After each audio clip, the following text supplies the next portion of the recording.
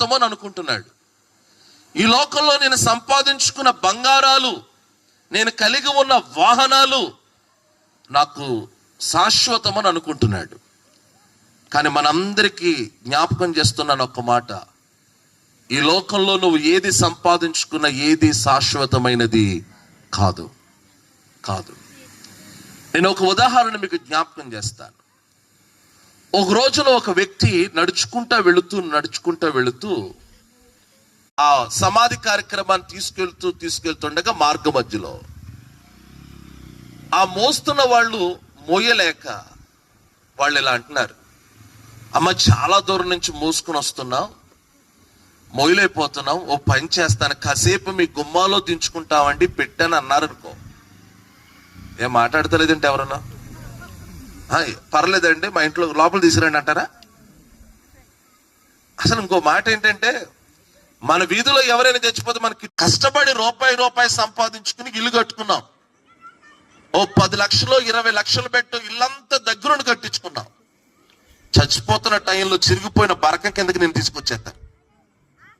అంతేగాని కష్టపడి నువ్వు కట్టుకున్న 20 లక్షల రూపాయలు ఇంట్లో నిన్ను పోలేరా కట్టుకున్నాడు 20 లక్షలు పెట్టి చచ్చిపోనే ఉంటారు ఇంట్లో అని ఎవ్వరు అనరు. అంటే మనిషి జీవితానికి విలువ లేదు. మనిషి లోకంలో ఏదైతే సంపాదన చెప్తున్న పాఠాన్ని వింటున్నాడు. యవనస్తుడు 22 సంవత్సరాల వయసు ఉంటుంది. అకస్మాత్తుగా హార్ట్ అటాక్ వచ్చి ఉన్న పాటున కుప్పకూలి చచ్చిపోయాడు. అనుకున్నాడా ఈ రోజు నేను చచ్చిపోతున్నాను కాలేజీకి వెళ్ళని?